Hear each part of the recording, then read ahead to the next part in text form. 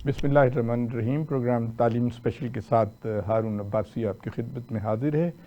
ख़वातीन व हज़रात, इस प्रोग्राम का मकसद बच्चों को तालीम की तरफ राग़िब करना और उनकी किरदार साज़ी है। हम इस प्रोग्राम में ऐसी शख्सियात को मदऊ करते हैं जिन्होंने पूरी लगन और तनदही के साथ तालीम हासिल की और फिर अपने फ़राइज़ मनसबी पूरी डिवोशन, डेडिकेशन और कमिटमेंट के साथ अदा किए और मुल्क व मिल्लत का नाम रोशन किया और अपने ख़ानदान का नाम रोशन किया। आज जिस शख्सियत को हमने यहाँ मदऊ किया है, आप हैं ब्रिगेडियर मुबश्शिर अब्बासी साहब। आप फ़ौज से रिटायर हुए हैं एज़ ब्रिगेडियर। इंजीनियरिंग के शोबे से आपका ताल्लुक़ था। बहुत शुक्रिया मुबश्शिर साहब, आप हमारे तलबा व तालिबात को अपने तालीमी सफ़र के बारे में बताएं। जी, जज़ाकल्लाह, बहुत शुक्रिया आपका कि आपने मदऊ किया इस प्रोग्राम में। और बहुत गनीमत है कि आजकल ऐसे चैनल भी मौजूद हैं जो कि तालीम और तरबियत पे बात करें और इल्म व अदब पे बात करें। बहुत गनीमत है ये बात, क्योंकि इसके अलावा बहुत ज़्यादा एक लग़वियात का एक तूफ़ान है जो आजकल बरपा हुआ है। तो उस हवाले से बहुत अच्छी एक कोशिश है, काबिश है। अल्लाह ताला इसको कबूल करे आपके लिए और बहुत बरकत दे इस काम में। उसके अलावा मैं समझता हूँ कि जहाँ तक अगर अपनी इब्तदाई ज़िंदगी की बात की है तो मेरे वालिद मोहतरम मौलाना रियाज़ुल हक अब्बासी साहब, वो रेडियो पाकिस्तान में थे। उससे पहले वो बर्मा में रहे सेकेंड वर्ल्ड वॉर में अंग्रेज़ों के साथ, और आर्मी एजुकेशन कोर में थे फ़ौज में होने के हवाले से। तो वो अंग्रेज़ी की तालीम दिया करते थे, अंग्रेज़ी और उर्दू की तालीम। जो हिंदुस्तानी फ़ौजियों को अंग्रेज़ी की तालीम और जो अंग्रेज़ फ़ौजी थे उनको उर्दू की तालीम देते थे। उसके अलावा वो अरबी के आलिम थे और फ़ारसी के आलिम थे। और जब वो पाकिस्तान वापस आए तो रावलपिंडी में मुक़ीम हुए। यहाँ आके उनका रब्ता हुआ ज़ेड बुखारी साहब से। बहुत मशहूर शख्सियत हैं, आप जानते हैं उनको। उन्होंने उनको दावत दी कि रेडियो पाकिस्तान में कोई मज़हबी प्रोग्राम शुरू करें। उस ज़माने में मज़हबी प्रोग्राम शुरू हो रहे थे रेडियो पाकिस्तान के नए नए। तो उनकी हैयत से मालूम नहीं होता था कि वो बहुत बड़े आलिम हैं या मौलवी तो बिल्कुल नहीं लगते थे, क्योंकि दाढ़ी नहीं थी उनकी। तो काफ़ी अच्छी पुरबहार शख्सियत थे। इस हवाले से ये था कि जब ज़ेड बुखारी साहब ने उनसे कहा इंटरव्यू में कि आप क्या काबिलियत है, तो इसको साबित करने के लिए उनको नवाए वक्त अखबार दे दिया कि इसको आप तर्जुमा कर दें फ़ारसी में। एक दो ख़बरें दे दी तो उन्होंने उनका मंजूम तर्जुमा कर दिया फ़ारसी में। अच्छा, उसके बाद कुछ ये हुआ कि कुछ दिनों बाद उनको अंग्रेज़ी का कुछ काम दिया कि इसका तर्जुमा कर दें। तो वो उनके एक साथी कहेंगे, आप तो मौलवी आदमी हैं, आपको कैसे तर्जुमा कर सकते हैं आप? तो कहेंगे, आप बस किसी को बताइएगा नहीं, ये मैं किसी से करवाता हूँ काम ये वाला मैं। खैर उनको ये बात मालूम हो गई और वो आके उन्होंने ज़ेड बुखारी को बताया कि आपने कैसे शख्स को रख लिया जो कि अपना काम खुद नहीं करता, कहीं और से करवाता है। तो उन्होंने कहा ये बात किसने कही आपसे? उन्होंने कहा मौलाना साहब खुद कह रहे थे। कहेंगे बस आप उनकी बातों में यकीन ना किया कीजिए आप। तो बहरहाल वो बहुत अंदर से बहुत ज़्यादा मजहबी आदमी थे। दीनों दुनिया का बहुत अच्छा तवाज़ुन था, मैं समझता हूँ कि मुतशद्दिद नहीं थे। प्रोग्राम कौन सा था? नुस्खे कीमिया प्रोग्राम लिखते थे रेडियो पाकिस्तान में, उन्होंने ही शुरू किया था। यानी ये कुरान पाक की तफसीर एक किसी भी मौजू के ऊपर, जैसे मेहमान नवाजी का एक टॉपिक है, या वालिदैन की खिदमत है, या इल्म दोस्ती है, या अखलाकियात है, तो किसी एक मौजू के ऊपर 20 मिनट का प्रोग्राम हुआ करता था। अच्छा। तो वो लिखा करते थे। और अजीज़ सहबाई साहब एक मशहूर ड्रामा के आर्टिस्ट थे वो रावलपिंडी में। यानी इसका मतलब ये है कि आपके घर का माहौल एक दीनी और मजहबी माहौल था। और आप हमारे बच्चों को ये बताइए कि किरदार साजी जो है उसमें घर के माहौल का किस हद तक? जी, मेरे ख्याल में तो बुनियादी किरदार इसी चीज़ का है कि वालिदैन का किरदार अपना कैसा है, वो कैसे ज़िंदगी गुजार रहे हैं। तो मेरे वालिद को मैंने देखा कि बावजूद इसके कि बहुत ज़्यादा मज़हब की तरफ रुझान था, लेकिन उनकी शख्सियत में ऐसा तशद्दुद नहीं था जैसे कि अब आजकल देखने में आता है। बिल्कुल नहीं थी। बहुत दुनियावी काम भी उतनी ही शौक से करते थे और आम दोस्तों के महफिल में जाना बहुत ज़्यादा। तो मुझे उसका एक बहुत अच्छा मस्बत असर रहा। बहरहाल ये इत्तफाक़ है कि वो 1973 में जब मेरी उम्र कोई 13-14 साल उम्र थी, जब उनका इंतकाल हो गया, तो मुझे कम मौका मिला उनके साथ रहने का। लेकिन उनके दोस्तों से उनकी बातें सुन के और ख़ुद उनसे जो मैंने सीखा, क्योंकि इब्तदाई तालीम फ़ारसी की मैंने उनसे ही हासिल की। उनका बहुत ज़ोर था इस बात पे कि फ़ारसी उनके ख्याल में ज़रूर आनी चाहिए थी किसी शख्स को, अगर किसी को उर्दू जानना चाहे तो। शायर भी थे, नात और हम भी। जी बिल्कुल, उनके कलाम भी मौजूद है। वो फ़ारसी के शायर भी थे, उर्दू के भी थे। और मज़ाहिया कलाम भी बहुत लिखते थे, और इसके अलावा अरबी की भी उन्होंने शायरी की। और एक बहुत बड़े एजाज़, जैसा कि आपने मुझे बताया था कि उनकी जो रहलत है वो भी रोज़े रसूल के साथ। जी, हज पे गए थे 1973 में। تو جاتے ہوئے دوستوں کو بتا گئے تھے کہ تم لوگ تو کعبے کو پیٹھ دکھا کے آ گئے ہو, میں واپس نہیں آؤں گا. تو کہنے لگے یہ کیسے ہو سکتا بھائی صاحب, آپ کیسے کہہ رہے ہیں یہ؟ تو کہنے لگا دیکھ لینا ایسا ہی ہوگا, اور ایسا ہی ہوا. جس دن انہوں نے مدینہ شریف سے واپس آنا تھا اسی رات کو ان کا انتقال ہوا, اور جنت البقیع میں ان کی تدفین ہوئی وہاں پہ. سبحان اللہ. امام مالک کا جو قبر ہے اس کے اب آپ ذرا بتائیے آپ کا اسکول کا وقت کیسا گزرا, کالج جی کا؟ اسکول سے ذرا پہلے میں اپنی والدہ کا ذکر کر دوں. جی ضرور. جو میری ابتدائی تعلیم ہے وہ میری والدہ کو بہت شوق تھا پڑھانے کا. اچھا. تو انہوں نے مجھے بہت چھوٹی عمر سے پڑھانا شروع کر دیا, اور اس حالت میں اتنا پڑھایا کہ میں 6 سال کی عمر میں, جب عام بچے پہلی کلاس میں جاتے ہیں, میں 4تھی کلاس میں داخل ہوا. اور 7 سال کی عمر میں 5ویں کلاس میں تھا میں, اور اچھا طالب علم تھا ابتدا میں. تو یہ ان کی تربیت تھی, اور اس کے علاوہ شوق تھا پڑھانے کا, مجھے اس قدر شوق تھا ماشاءاللہ. تو اس وجہ سے یہ ہوا کہ مجھے بہت شروع سے ہی کتابیں پڑھنے کا, کہانیاں پڑھنے کا بہت زیادہ شوق ہے. مجھے اور میرے والد دونوں ہم بہت زیادہ شوق سے کہانی پڑھتے تھے, اور باقاعدگی سے ایک ہی کہانی پڑھا کرتے تھے باری باری. تو یہ ہمارے گھر کا ماحول تھا کہ ہم علم و ادب سے تعلق رہا. تو والدہ نے بہت زیادہ شوق ظاہر کیا. پھر سی بی اسکول لال کرتی جو راولپنڈی میں ہے, وہاں میں نے ابتدائی تعلیم میٹرک تھا حاصل کی. اور میرے بڑے اچھے اساتذہ تھے, ایسے اساتذہ جیسے صفدر صاحب تھے ڈرائنگ کے, زیدی صاحب اردو میں تھے, صدیقی صاحب انگلش پہ تھے, اور انوار صاحب تھے جو فزکس میں تھے. تو ایسے لوگ ہیں جن کا نام انمٹ ہے بالکل دماغ سے, آپ نکال, جن کی وجہ سے ہم سمجھتے ہیں کہ آگے جا کے پھر ہمیں بہت فائدہ ہوا. اس کے بعد پھر یونیورسٹی کا زمانہ آ گیا, پھر کالج سے گزر کے, اور پھر یونیورسٹی میں UET لاہور پہ پہنچ گیا میں. یہاں پر بھی 4 سال کا وقت بہت اچھا گزرا. بہت اعلیٰ تعلیمی ادارہ ہے, ابھی تک ہے, پہلے بھی تھا.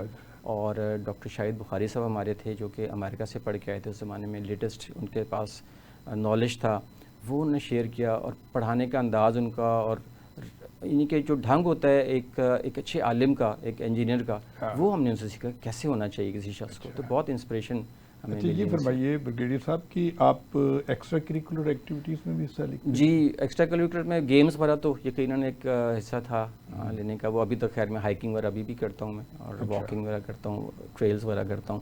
لیکن جو نارمل گیمز ہیں, سوئمنگ وغیرہ, ٹینس, یہ تمام گیمز وغیرہ شروع سے کھیلتا رہا ہوں. اچھا یہ جو آپ نے الیکٹریکل انجینئرنگ کیا, اب ہمارے جو بچے جانا چاہتے ہیں جو FSC کر رہے ہیں یا او لیول وغیرہ کر رہے ہیں, A لیولس کر رہے ہیں, تو آپ ان کو کچھ بتائیں گے کہ کیا سبجیکٹ وہاں پڑھائے جاتے ہیں اور انہیں کس طریقے سے محنت کرنی چاہیے کہ وہ آسانی سے ان کا؟ جی اب اصل میں تھوڑا سا ماحول بدل گیا ہے ٹیکنالوجی کا بھی. اب اس طرح الیکٹریکل انجینئرنگ کی جو اتنی زیادہ شعبے بن گئے ہیں, اس کے شاخیں بن گئی ہیں کہ آج کل میں سمجھتا ہوں کہ جو IT ہے یا اس سے بھی زیادہ بہتر بات میں کہوں گا آرٹیفیشل انٹیلیجنس ہے, AI, وہ ایک نئی فیلڈ آ گئی ہے. تو بیسک تو اس کی کمپیوٹر سائنسز سمجھ لیں آپ, الیکٹریکل انجینئرنگ سمجھ لیں, یہ تمام فیلڈز میں کام آتی ہیں. تو جو شارٹ کٹ ہے وہ تو کوئی بھی نہیں ہے زندگی میں, صرف ایک ہی ہے, محنت کا راستہ. اور وہ ہر ایک کے پاس 24 گھنٹے ہی ہیں جس میں سے اس نے کچھ نہ کچھ وقت نکال کے اور اس وقت کو. اچھا اس کے بعد آپ فوج میں چلے گئے؟ جی میں فوج میں چلا گیا. اس کے بعد اس میں آپ ترقی کرتے کرتے الحمدللہ بریگیڈیئر کی عہدے تک پہنچے. آپ یہ بتائیے کبھی آپ کسی تربیت ٹریننگ کے لیے باہر بھی گئے؟ جی باہر جانے کا اتفاق, امریکہ گیا تھا میں. جی وہاں کیا تھا؟ وہاں پر ریڈارز کے بارے میں میں نے کورس کیا. اچھا ماشاءاللہ. جی اور وہ ٹاپ کیا تھا کورس میں نے وہاں پہ. اور وہاں پر کافی دنیا سے لوگ آئے ہوئے تھے, ایجپٹ سے, گریس, اسرائیل, اس طرح کے تمام ممالک سے لوگ آئے ہوئے تھے وہاں پہ, سعودی عربیہ. تو ان میں کافی اچھا ماحول تھا, کافی چیز سیکھنے کی ملتی ہے. کسی بھی کلچر سے بہت چیزیں, مثبت چیزیں بھی ملتی ہیں سیکھنے کے لیے. منفی چیزیں تو اندازہ ہو جاتا ہے کیا ہیں, لیکن مثبت بھی چیزیں ملتی ہیں میں سمجھتا ہوں. اچھا یہ فرمائیں کہ جو ہمارا تعلیمی نظام ہے, جیسے کہ ابھی آپ کہہ رہے تھے کہ وقت بدل چکا ہے. جی اب جو بچے FSC کرتے ہیں یا A لیولس کرتے ہیں تو انہیں انٹری ٹیسٹ دینا پڑتا ہے. جی آپ کیا سمجھتے ہیں کہ ہمارے تعلیمی نظام میں اصلاحات کی ضرورت ہے کیا ہم آؤٹ ڈیٹڈ تو نہیں, بہت دنیا بہت ایڈوانس چلی گئی ہے, آپ کیا سمجھتے ہیں؟ آؤٹ ڈیٹڈ میں اس وجہ سے نہیں کہہ سکتا کیونکہ آج کل ہر ایک کے پاس یہ انفارمیشن ہے, ٹیکنالوجی اتنی زیادہ ایڈوانس کر گئی کہ ہر شخص کو معلوم ہے کہ اسٹینفرڈ کا یا MIT کا سلیبس کیا ہے. اور جو ہمارے اساتذہ کرام ہیں سمجھتے ہیں وہ بہت اچھے ہیں, کیونکہ جتنے بھی یونیورسٹیز ہیں ہر ایک کوشش کرتے ہیں کہ PhD اسکالرس کو ہی وہ ہائر کریں اس میں. اور وہ تمام اسکالرز عام طور پہ باہر سے پڑھے ہوئے ہوتے ہیں, پاکستان کے بھی ہوتے ہیں, لیکن میں سمجھتا ہوں کہ اساتذہ ہمارے بہت لائق ہیں, بہت شاندار ہیں. بس یہ ہے کہ ہمارے ہاں جو یونیورسٹی ذرا کم تر درجے کی ہیں، میں اس وجہ سے کم تر کہہ رہا ہوں ان کو کہ ان کی لیبارٹریز اتنی اچھی نہیں ہوتی، لیبز نہیں ہوتی، تو عملی تربیت اتنی اچھی نہیں ہوتی، اور جو طلباء کی انٹیک ہے وہ بھی اس لیے ذرا تھوڑی سی خراب ہو جاتی ہے کئی دفعہ کہ ان کا اسکولنگ اتنی اچھی نہیں ہوتی. تو اصل میں ضرورت تو اس بات کی ہے کہ اسکولنگ کا ہمارا جو سسٹم ہے اس کو ٹھیک کیا جائے تاکہ اچھی انٹیک ہمارے پاس کالج میں آئے، اس میں سے اچھی انٹیک یونیورسٹی میں آئے. تو وہ ہم سمجھتے ہیں کہ وہ والا ایک اچھا سلسلہ برگیڈی کمزور صاحب، یہ دیکھیے کہ ہمارا جو نصاب تعلیم ہے وہ دو طرح کا ہے. ایک سرکاری اسکولوں میں پڑھایا جاتا ہے اور ایک جو ہے پرائیویٹ انسٹیٹیوشنز میں. تو ایک طبقاتی تفاوت بھی بالکل ہے، فرق ہے، بالکل ہے، اور اس میں بہت زیادہ اصلاحات کی ضرورت ہے کہ ہم یعنی کمپیٹ کر سکیں انٹرنیشنل لیول پہ. اب دیکھیے نا، کتنے افسوس کی بات ہے کہ جب ہم انٹرنیشنل رینکنگ کی بات کرتے ہیں تو جو ترقی یافتہ ممالک ہیں اس کی سطح پہ ہماری یونیورسٹیز نہیں آتی، بہت کم ہے، ہماری ریٹ بہت کم ہے، اور لٹریسی ریٹ بھی بہت کم ہے. تو یہ جو تعلیمی جو وہ ہے، ہر بچے کو تعلیم کا حق ملنا چاہیے. آپ کیا سمجھتے ہیں نصاب تعلیم میں کیا تبدیلیاں ہونی چاہیے؟ نصاب تعلیم شاید اتنا اس میں اصلاحات کی ضرورت نہیں ہے جتنی زیادہ ضرورت اس بات کی ہے کہ جو ہمارے پاس فنڈنگ ہے ایجوکیشن کے لیے، جو ہمارا گورنمنٹ کا بجٹ ہے وہ بہت کم ہوتا ہے. اسی لیے آپ دیکھیں کہ جو ہمارے اساتذہ کرام اسکولوں میں ہیں، سرکاری اسکولوں میں، ان کی تنخواہ اور ان کی پرکس پریولیجز بہت فرق، وہ اور جو پرائیویٹ ہیں. تو اب ایک شخص کو اگر 3 لاکھ روپے تنخواہ مل رہی ہے تو وہ اتنی ہی زیادہ محنت کرتا ہے، اتنا ہی اچھے لباس میں آتا ہے، اتنی ہی محنت سے پڑھاتا ہے. ایک شخص جس کو معلوم ہے کہ 25-30 ہزار روپے اس کو ملیں گے، 50 ہزار ملیں گے اور اتنی زیادہ سہولت بھی نہیں ملے گی، تو پھر وہ اس حوالے سے اپنی محنت بھی نہیں کرتا. اور پھر اسی طرح پرائیویٹ اسکول میں وہ خود ہینڈ پک ہوتی ہے ان کے پاس، یعنی کہ خود سلیکٹ کرتے ہیں وہ اساتذہ کرام کو، بہترین اساتذہ کرام رکھتے ہیں، تو اس لیے ان کا ادارہ بہت اچھا چلتا ہے. تو میرے خیال میں دوسری یہ دیکھیے برگیڈیئر صاحب، ایک مسئلہ یہ ہوا ہے کہ جب پرائیویٹ سیکٹر میں آئی ہے تعلیم تو کوٹھیوں میں اور چھوٹے چھوٹے جگہوں پہ کھل گئے ہیں. جیسے کہ آپ فرما رہے تھے کہ ایکسٹرا کریکولر ایکٹیویٹیز کی ان کو اب بہت کمی ہو گئی ہے، یعنی فزیکل ایکٹیویٹیز تو تقریباً نہ ہونے کے برابر ہو گئی ہیں، اور فیسیں بہت زیادہ ہو گئی ایک عام آدمی کی پہنچ سے. بالکل اس کو کیسے، یعنی گورنمنٹ کی سطح پہ ہوگا کس جی، اصل میں گورنمنٹ کو خود ہی یہ چاہیے تھا کہ اور والدین کو بھی چاہیے تھا، لیکن مجبوری بس ہر طرف سے یہ میرے خیال میں کسی کے پاس فنڈز نہیں ہیں اور کسی کے پاس سہولتیں نہیں ہیں. ان کے پاس مجبوری ہے کہ انہوں نے پرائیویٹ اسکولز میں ہی جانا ہے انہوں نے. اور جو جیسے ہمارے وقت میں اسکول کا نظام تھا اس میں ہاکی کی ٹیم ہوتی تھی، فٹ بال کی ٹیم، اور ہمارے پاس تو اولمپئنس بھی تھے جو ہمارے ساتھ شام کو ہاکی کھیلا کرتے تھے. تو آپ دیکھیں کہ یہ جیسے اشفاق احمد صاحب تھے جو اولمپئن تھے، ہماری جو چیمپئن ٹیم تھی ہاکی اس کے. تو اس طرح کے لوگ جو تھے وہ آیا کرتے تھے ہمارے ساتھ، ہاکی کھیلتے تھے شام کو. تو ایک شوق پیدا ہوتا تھا ہاکی کھیلنے کا، ہاکی اس طرح بھی کھیلی جا سکتی ہے اور اتنے اعلیٰ پیمانے پہ کھیلی جا سکتی ہے معیار سے.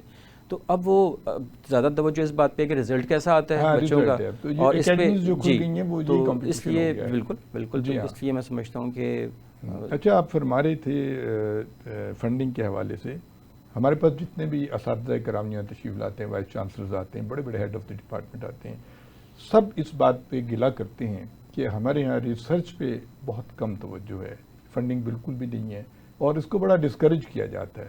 تو آپ کیونکہ خود بھی ریسرچ کے آدمی ہیں تو آپ ذرا بتائیے گا اس سلسلے میں. ہاں بالکل ٹھیک فرما رہے ہیں کہ ریسرچ اصل میں ہماری پرائیورٹی نہیں ہے.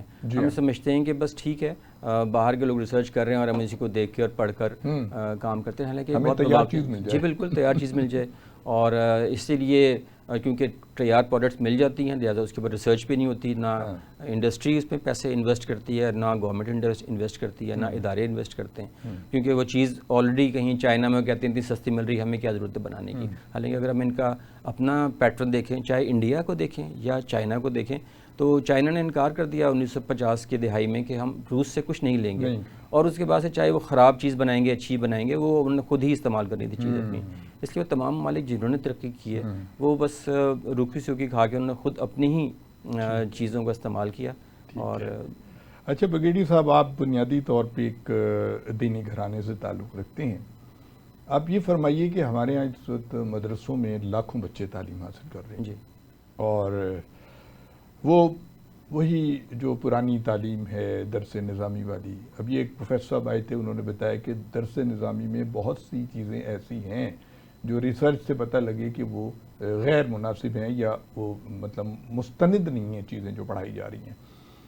تو اس کے ساتھ آپ کیا سمجھتے ہیں کہ ٹیکنیکل تعلیم کس حد تک ضروری ہے تاکہ روزگار کے مواقع پیدا ہوں؟ جی ان تمام اتنے بچے ہزاروں لاکھوں نکلتے ہیں جی اور وہ بیچارے کہیں بھی ان کی کھپت نہیں جی ہوتی، بالکل ان کو ایسے روزگار نہیں ملتا.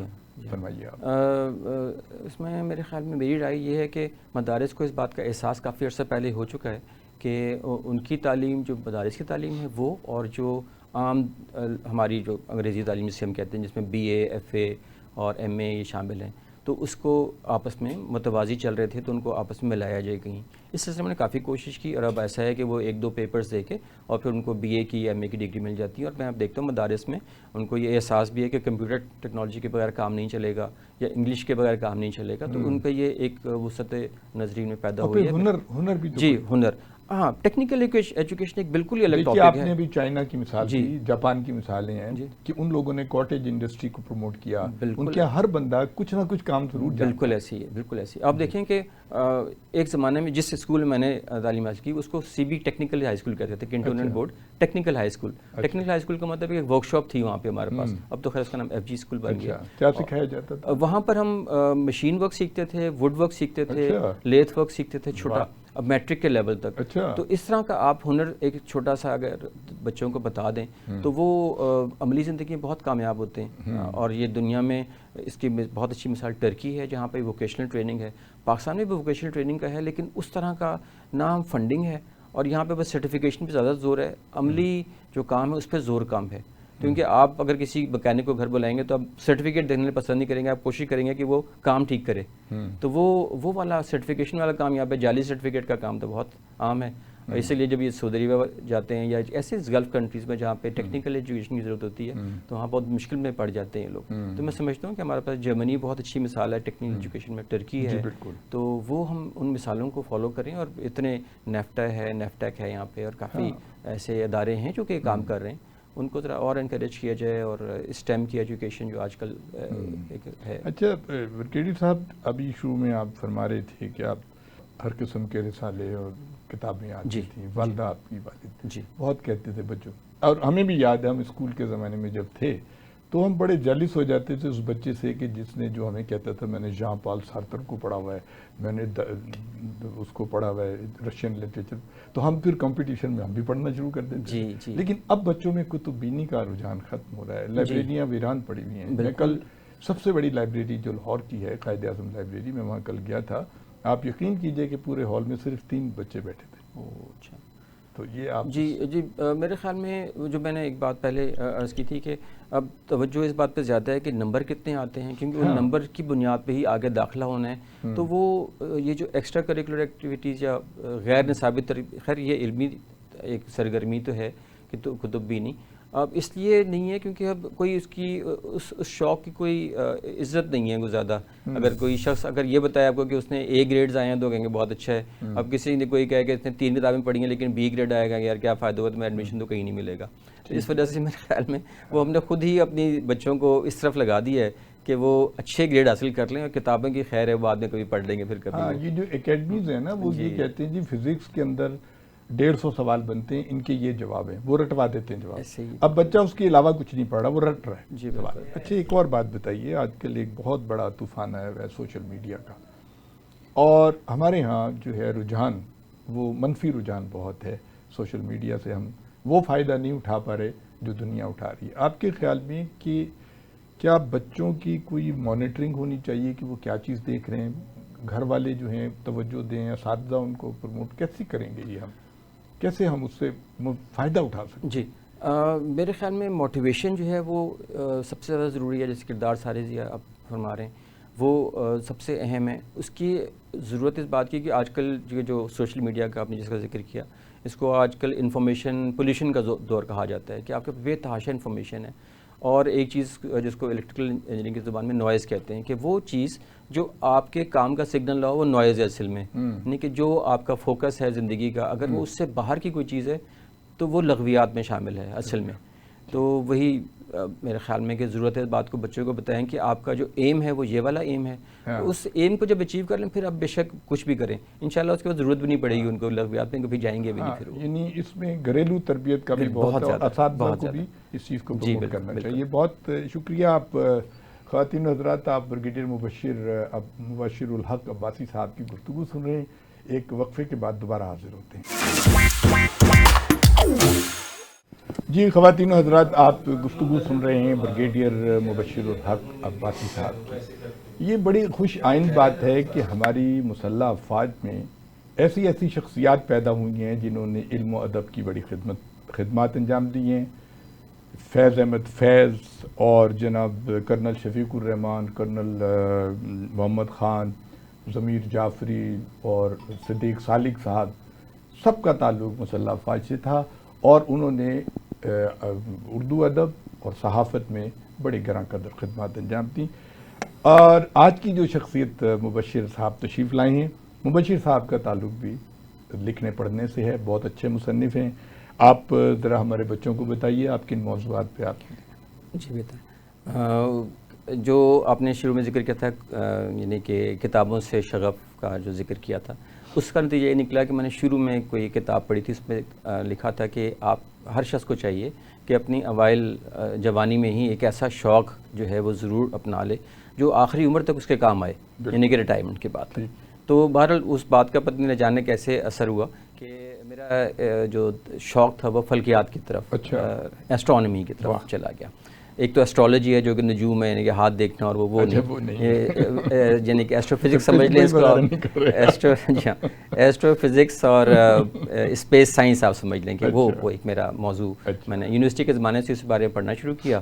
اور پھر یہ بھی میں نے کہیں پڑھا تھا کہ پاکستان میں اردو زبان میں بہت کم کتابیں لکھی گئی ہیں سائنس پہ. جی بالکل، اردو میں تو میرا خیال بہت کم اردو. جی ہمارا جو اردو سائنس بورڈ ہے، یہ پہلے جس نام سے بھی تھا اشفاق احمد صاحب کے زمانے میں، اس سے پہلے تو ان لوگوں نے کافی کام کیا اس میں. اس زمانے میں سائنسی مضامین پہ کام ہوتا تھا، لیکن جیسے حیدرآباد دکن میں خدمات ہوئیں اردو اور سائنس کے حوالے سے عثمانیہ یونیورسٹی میں، تو وہ پاکستان میں ذرا کم خال نظر آتا ہے کہیں پہ. بہرحال میں نے اس میں سوچا کہ ٹھیک ہے، دونوں کام کرنے چاہیے کہ سائنس پہ بھی کام کیا جائے اور فلکیات پہ، خاص طور پر پاکستان میں فلکیات بہت کم لوگوں کو واقفیت تھی، اور اردو میں بھی لکھنا چاہیے. تو اس لیے دونوں شوق کو میں نے اکٹھا کر دیا. تو سن 2000 میں میری پہلی کتاب شائع ہوئی اردو سائنس بورڈ سے فلکیات کے اوپر.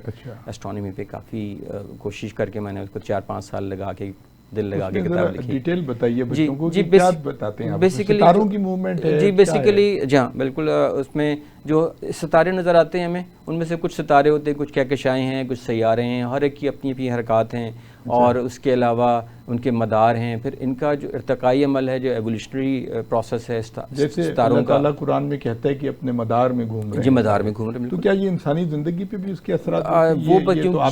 یہ میرا ٹاپک نہیں ہے، لیکن بہت لوگ سمجھتے ہیں کہ ہے. اور کیونکہ یہ ایک ایسا کام ہے جو جس کی اسلام میں بہت زیادہ جس کو حوصلہ افزائی نہیں کی گئی، بلکہ ڈسکریج کیا گیا. تو جتنے ہمارے علماء کرام ہیں وہ ایسٹرونومی اسپیس سائنس میں زیادہ ان کا کام ہے. میں نے ان کو ہی فالو کیا، کوشش کی کہ ان کی جو خدمات ہیں اس کو ہی پڑھا جائے، اس کو دیکھا جائے.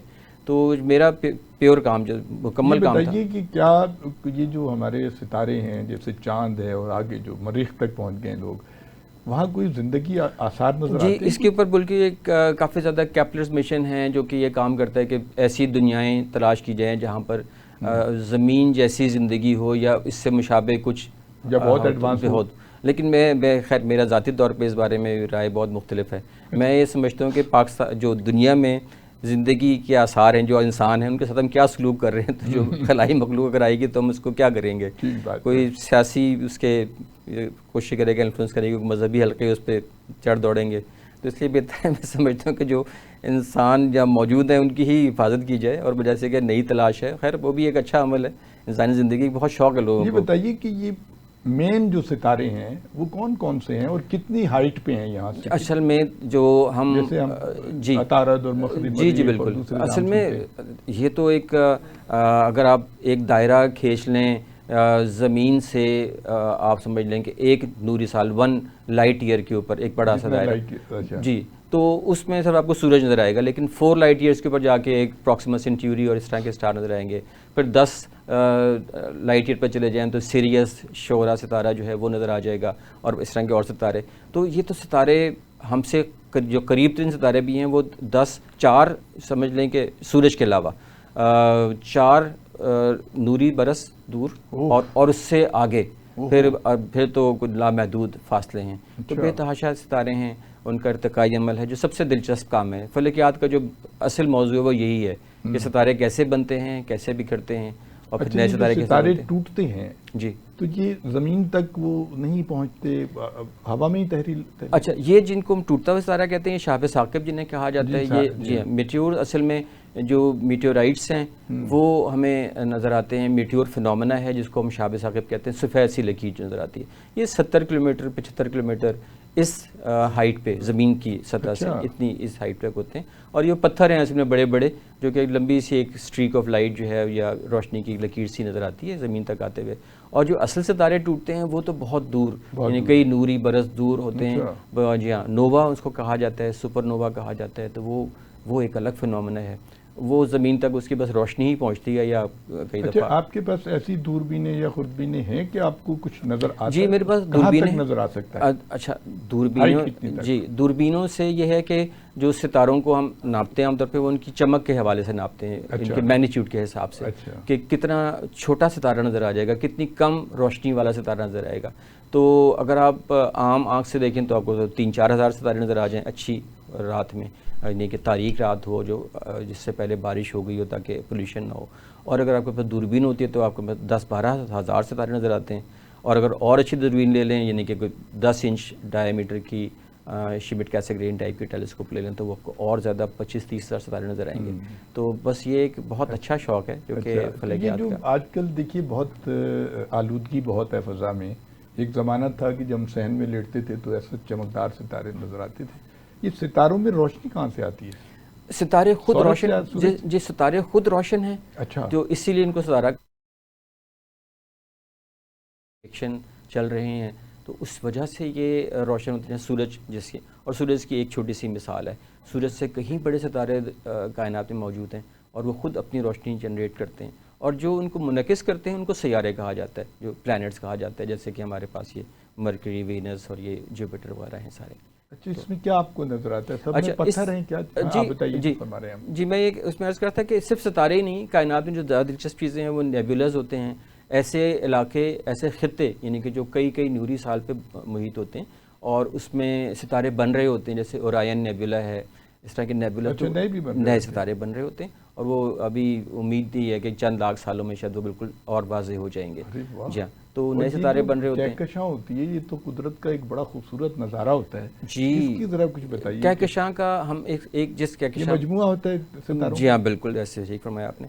कहकशां जैसे मिल्की वे जिसका हम एक हिस्सा हैं, उसका एक हिस्सा हमें नज़र आता है, क्योंकि हम एक ऐसी जगह वाक़ई हैं जहाँ से हम उसकी एक बेल्ट समझ लें, इस बेल्ट को हम सारा देख सकते हैं। और अंधेरी रात में शहरों में ज़रा मुश्किल हो गया देखना, आप जिसकी आप बात हमारे थे, लेकिन अगर शहर से ज़रा दूर चले जाएँ, जैसे पहाड़ी इलाकों में चले जाएँ, तो वो आपको अब भी वही नज़र आता है, या सहरा में नज़र आता है, वही उस तरह का नज़ारा नज़र आता है आपको।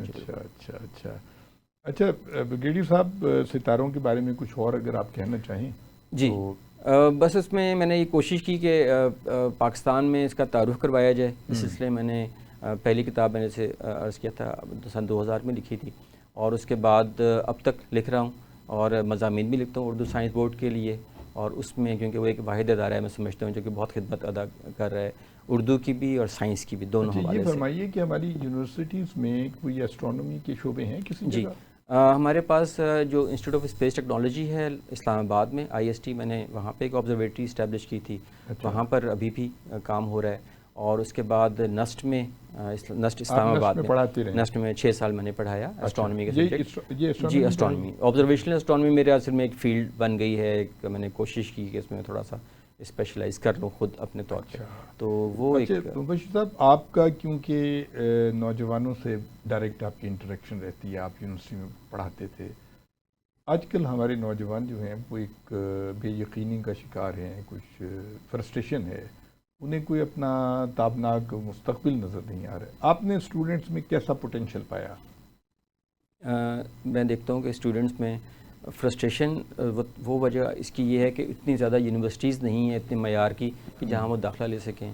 फिर उनको मजबूरन किसी प्राइवेट यूनिवर्सिटी में जाना पड़ता है। तो इस वजह से एक उतने इदारे नहीं हैं यहाँ पे। जितने हम तलबा बाहर निकलते हैं कॉलेज से या स्कूल से, اتنی گنجائش نہیں ہے یونیورسٹیز میں، تو وہ ایک بڑی وجہ ہے. دوسرے ملازمتیں اس کے آگے، اور پھر جاب اپرچونیٹیز نہیں ہیں جب پڑھ کے نکل آتے ہیں بہت کم ہے. یعنی کہ آپ اسٹرانومی میں دیکھ رہے ہیں تو سپاہی اسپارکو جیسا ادارہ جو کہ اسپارکو میں ہے جی وہاں پہ فلکیات پہ کام کرتے ہیں وہ لوگ. اور اسپارکو کے بارے میں کچھ بتائیے بچوں کو. جی اسپارکو کیونکہ ہمارا بہت اچھا ادارہ ہے، اور 1960 سے یہ لوگ راکٹس وغیرہ پہ جو اپر اسپیس کا جو ریسرچ ہے اس پہ کام کر رہے ہیں. بہت زبردست کام ہے ان لوگوں کا، اور سیٹلائٹس وغیرہ جو بھیجتے ہیں وہ ایک کام کرتے ہیں. تو یہ بہت اچھا خلائی ادارہ ہے ہمارا. اور ابھی حال ہی میں انہوں نے کوئی اوپر بھیجا ہے کوئی؟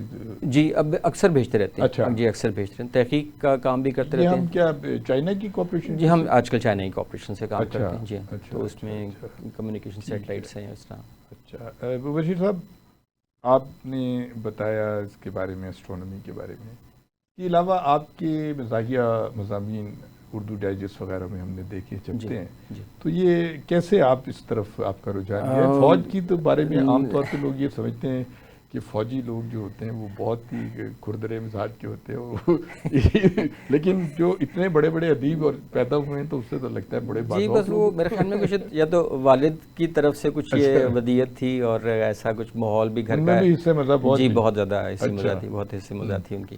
اور شاعری بھی ان کی مزاحیہ شاعری بھی ہے، یعنی کہ نعتیہ شاعری بھی ہے اور اس کے علاوہ مزاحیہ شاعری بھی ہے. اور اچھا مجھے یاد آیا کہ آپ کے والد صاحب نے ڈاکٹر پروین صاحبہ کی کسی کتاب کا بھی، جی ہاں، وہ کون سی؟ پولیٹیکل فلاسفی آف اقبال، جو ڈاکٹر پروین شوکت علی کی کتاب تھی، ترجمہ جی اقبال کا فلسفہ سیاسیات، ماشاءاللہ اس کے حوالے سے انہوں نے جی ترجمہ کیا تھا اس کا. تو آپ اپنے مزاحیہ ادب کے بارے میں مزاحیہ ادب میں بس یہ ہے کہ جو ارد گرد کے ماحول سے حوالے سے کچھ کوشش کی چند مضامین لکھنے کی، لیکن بہت زیادہ نہیں لکھے. اردو ڈائجسٹ میں کافی مضامین چھپے میرے، تو بس اس پہ ذرا زیادہ توجہ نہیں دی، کیونکہ زیادہ میں کوشش کرتا تھا کہ کر رہا ہوں پچھلے کوئی 10 سال سے کہ فلکیات کی تاریخ کے اوپر کام کیا جائے.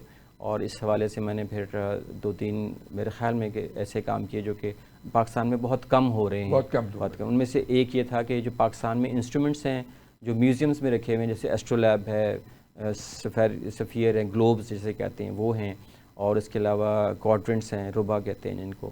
تو وہ قدیم آلات تھے، جن کے آج سے کوئی 100 سال پہلے تک استعمال سمجھ لیں کچھ نہ کچھ ہو رہے تھے.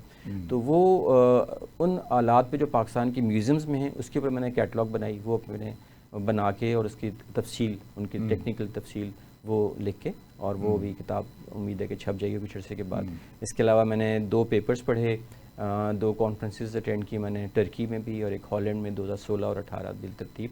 اور اس کے علاوہ کچھ انٹرنیشنل جرنلز ہیں اس میں میرے آرٹیکلز اس طرح پبلش ہوئے ایسٹرولیبس کے. وہ ایسٹرولیب جو کہ لاہور میں بنی تھیں. تو سب سے اچھی بات ہے کہ لاہور بہت بڑا مرکز تھا 16ویں صدی سے لے کے 19ویں صدی تک. تو یہ لاہور کا یہ جو ایک پہلو ہے اس کو میں نے کوشش کی اجاگر کرنے کی، اور بھی لوگوں نے کیا ہے. ڈاکٹر ڈار صاحب ہیں، سیف الرحمان ڈار صاحب نے کام بہت زیادہ کیا ہے، لیکن پاکستان میں ایک جامع کتاب وہ میں نے اللہ کا شکر ہے کہ لکھی. اچھا بریگیڈیئر صاحب، آپ ایسٹرانومی بھی جانتے ہیں اور آپ نے مزاحیہ مضامین، اس کے علاوہ جیسے کہ ہم کچھ دیر پہلے ڈسکس کر رہے تھے، آپ نے کوئی افغانستان، چین اور عرب کے کچھ دور جاہلیت سے بھی پہلے کی کچھ چیز، اس پہ بھی آپ ریسرچ کر رہے ہیں؟ جی میں نے ایک کتاب ابھی بس تقریباً مکمل ہو گئی ہے. وہ اس حوالے سے ہے کہ چین، ہندوستان اور عالم اسلام جو قدیم دور تھا اس دور کی تاریخ ہے، ان کے روابط ہیں آپس کے، اور فلکیات کا ارتقاء. تہذیب و تمدن کے بارے میں بھی جی معمولی سا ذکر اس کا بھی کیا ہے، کیونکہ ویسٹرن جو ہمارا جو تمام تعلیم ہے یا وہ ادب ہے جو کچھ بھی ہے وہ ویسٹ اورینٹیڈ ہے سارا، کہ مغرب پہ سب ہم تکیہ کرتے ہیں. تو مغرب میں تو خود بہت عرصے بعد معلوم ہوا ان کو کہ چائنا اور انڈیا میں کیا کام ہوا. تو اس حوالے سے پھر میں نے یہ کوشش کی کہ اردو میں ایک ایسی کتاب لکھی جائے جس میں ان کا جو قدیم روابط تھے عرب کے، چین کے ساتھ اور ہندوستان کے ساتھ، اور چین اور ہندوستان کے روابط تھے ان کو سیاسی روابط یعنی کہ تجارتی روابط سمجھ لیں آپ اس کو، اور یہ کہ اس حوالے سے فلکیات کا ارتقاء کیسے ہوا. تو 16ویں صدی تک کا جو وقت ہے قدیم زمانے سے لے کے، اس کا میں نے کوشش کی ہے کہ کتاب اس پہ لکھی جائے. تو وہ ایک عام مطالعے کے لیے اچھی ہوگی، ذرا غیر معمولی سا موضوع ہے. ٹھیک ہے. اچھا میں آپ کی گفتگو سے جس نتیجے پہ پہنچا ہوں وہ ہمارے طلباء و طالبات کے لیے بڑی گائیڈنس ہے کہ آپ اپنا وقت ضائع نہیں کرتے. آپ کیلیگرافی بھی کرتے ہیں، آپ پینٹنگز بھی کرتے ہیں، آپ لکھتے بھی ہیں. تو یہ اتنا اچھا وقت آپ اپنا ایک پازیٹیو کام پہ سرچ کرتے ہیں. اس پہ بتائیے ہمارے بچوں کو کہ کس طریقے سے انہیں اپنا اسکیجول بنانا چاہیے سارے دن کا جی کہ وہ صرف رٹے بازی کے علاوہ بھی کچھ اس جی طرف راغب ہوں؟ میرے خیال میں اس میں زیادہ جو مجھے انسپریشن ملی کتابوں سے تو ملتی ہے، لیکن میں سمجھتا ہوں جو لوگ ہوتے ہیں بہت اچھے علماء ہوتے ہیں، وہ بہت اچھی تفسیر ہوتے ہیں ان کتابوں کی، عملی تفسیر ہوتے ہیں، ان کو دیکھ کر ان کے قریب رہ کے یا ان سے سیکھ کے یا مل کے بہت فائدہ ہوتا ہے. یعنی کہ آپ 100 کتابیں پڑھ لیں لیکن ایک کسی اچھے عالم شخص سے ساتھ 1 گھنٹہ بیٹھ جائیں تو وہ آپ کا وہ 100 کتابوں کے برابر علم حاصل ہو جاتا ہے اس سے. اس سلسلے میں جو بہت اہم شخصیات جن سے میں بہت متاثر ہوا زندگی میں اب تک اور ہو رہا ہوں، ڈاکٹر پروین شوکت علی، پہلا ذکر آپ نے کیا کہ بہت انسان دوست اور علم دوست. ان کے شوہر مرحوم ڈاکٹر شوکت علی علم کا سمندر تھے، ایک پنجاب یونیورسٹی میں پڑھاتے تھے، پھر امریکہ چلے گئے تھے اور پولیٹیکل فلاسفی ان کا ایک سبجیکٹ ہے مسلم فلاسفی پہ. پھر اس کے علاوہ میں آج کل کے دور میں ڈاکٹر شعیب احمد خان ہیں جو میرے استاد بھی ہیں اور بہت ہی اعلیٰ پائے کے انجینئر ہیں اور یعنی کہ قومی سطح پہ بہت اعلیٰ خدمات انجام دے رہے ہیں. میں بہت متاثر ہوں ان کی خدمات سے. اس کے علاوہ اگر باہر ملکوں میں جب سے یہ میرا ہسٹری آف اسٹرانومی کے پہ میرا کام میں نے شروع کیا پچھلے 10 سال میں، تو اس میں ڈاکٹر شرما ہیں ایک جو کہ پروفیسر شرما سنسکرت کے پروفیسر ہیں علی گڑھ کے، اور وہ اب جرمنی میں مقیم ہیں. ٹھیک ہے. ان کی بہت بڑی کتاب ہے اور ان کی ویب سائٹ کے اوپر وہ کتاب موجود ہے جو انسٹرومنٹس پہ کتاب لکھی انہوں نے انڈین اور پاکستانی یعنی کہ انڈو پاکستان کے اوپر. اور اس کے بعد ڈاکٹر ہوگن ڈائک ہیں، پروفیسر تھے اترکت یونیورسٹی ہالینڈ کے، جن سے یہ تمام جن لوگوں سے جن سے میں براہ راست میرا رابطہ رہا ہے اور آپ بھی ہے رابطہ ان لوگوں سے. ان لوگوں کو دیکھ کے مجھے اندازہ ہوتا ہے کہ بہت کم مائگی کا احساس ہوتا ہے کہ جیسے آپ نے زندگی میں کچھ بھی نہیں کیا. تو ایسے بڑے لوگوں سے مل کے میرے خیال میں ایک تو اچھے لوگوں سے ملنا چاہیے، کتاب پڑھنی چاہیے، اور وقت کا ضیاع تو اس حوالے سے ایک بہت بڑا جرم ہے میرے خیال میں اپنے ساتھ کہ آپ کے پاس وقت ضائع کرنے کے لیے بہت طریقے ہیں، لیکن وقت ضائع کرنا چاہیے. اللہ تعالیٰ نے بھی وقت کی قسم کھائی ہے، وقت کی بڑی اہمیت ہے. جی ہاں بالکل. آپ یہ فرمائیے کہ ہمارا مذہب اسلام ہے اور یہ بڑے افسوسناک بات ہے کہ ہمارے یہاں کچھ ایسی ڈویژن ہو گئی ہے فرقہ واریت کے ساتھ حوالے سے، نوجوان نسل جو ہے وہ بہت کنفیوز ہے.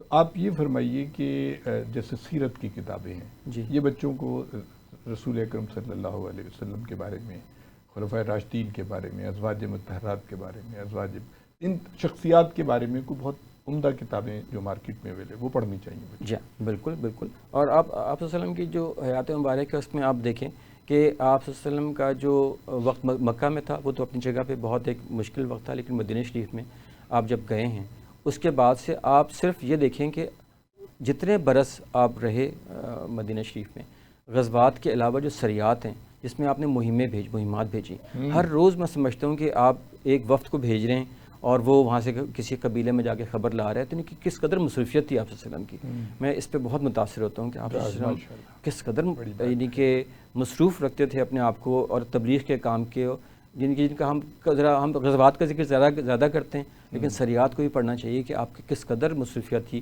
کہ ایک گروپ جا رہا ہے صحابہ کرام کا، پھر وہاں سے خبر لے کر آ رہا ہے، پھر اس کے بعد ڈپلومیسی بھی چل رہی ہے، سفارتکاری بھی چل رہی ہے. اور آپ اس میں جو میں سمجھتا ہوں کہ اگر کسی نے باقی کسی بھی عالم کی کتاب پڑھ سکتے ہیں لیکن ڈاکٹر محمد حمید اللہ میں سمجھتا ہوں کہ کمال کر دیا انہوں نے، کمال کیا. ان کا جو سب سے بڑی بات ہے وسعت قلبی ان کی جو ہے وہ اس قدر زیادہ ہے کہ اسلام کا اندازہ ہوتا ہے اچھا یہ بھی ایک اسلام ہے جس کو ہم کبھی نہیں سمجھتے کہ اچھا یہ بھی کوئی بات ہے. پیرس میں ساری عمر رہے، حیدرآباد دکن کے عالم تھے، آپ جانتے ہیں ان کو، بہت بڑے عالم. اور پیرس میں وہ جب نئے مسلمان فرانسیسی لوگ مسلمان ہوتے تھے تو وہ پوچھتے تھے کہ ہم کون سا مسلک اختیار کریں. تو کہیں گے کہ بھئی آپ لوگوں کا، میرا مسلک تو شافعی مسلک ہے یا جیسے کو بتاتے تھے، اور آپ لوگ مالکی مسلک اختیار کر لیں. تو وہ زیادہ، کیونکہ آپ کے باقی قریبی لوگ الجزائر وغیرہ کے لوگ سارے مالکی تھے تو وہ زیادہ بہتر ہے. یعنی کہ آپ دیکھیں کہ فرقت واریت جس کی آپ بات کر رہے ہیں یہ بہت سطحی سی چیز ہے، بہت سطحی چیز ہے. اسلام کا جو اصل پیغام اور وہ ہے وہ تو کچھ اور چیز ہے بالکل. ہم کہیں اور بھٹک گئے میرے خیال میں. ٹھیک ہے. خواتین و حضرات، آپ بریگیڈیئر مبشر الحق صاحب کی گفتگو سن رہے تھے. بہت انفارمیٹیو باتیں کیں، بہت اچھی باتیں کیں. ہم چاہیں گے کہ آخر میں آپ ہمارے طلباء و طالبات کو کوئی پیغام دینا چاہیں. ویسے تو اس گفتگو میں پیغامات کچھ میں نے درمیان میں دے دیے تھے. بہرحال میں سمجھتا ہوں کہ کتاب سے تعلق رکھنا پہلی بات، اور ایسے اچھے لوگوں سے جو کامیاب لوگ ہیں زندگی کے دنیا میں ان سے رابطہ رکھنا اور ان سے انسپائر ہونا ایک بہت بڑی ضرورت ہے ہمارے آج کل ہر نوجوان کی. چاہے وہ اپنی فیلڈ میں، چاہے وہ پلیئر ہے تو آپ اس سے سیکھیں، عالم ہے اس سے سیکھیں، اور وقت اس کو ضائع کرنے سے بہت بچائیں. میں سمجھتا ہوں کہ یہ ایک بہت بڑی خدمت ہوگی آپ کی، اور اپنی زندگی کا مقصد جو ہے اس کو بہت اعلیٰ مقصد رکھیں. جب اعلیٰ مقصد ہوگا تو پھر آپ کی لغویات سے آپ خود بخود بچ جائیں گے آپ انشاءاللہ. بہت شکریہ ڈاکٹر مبشر الحق صاحب. تعلیم، کیونکہ وقت تعلیم اسپیشل کا ختم ہوتا ہے، ہم آپ سے اجازت چاہیں گے. اللہ حافظ.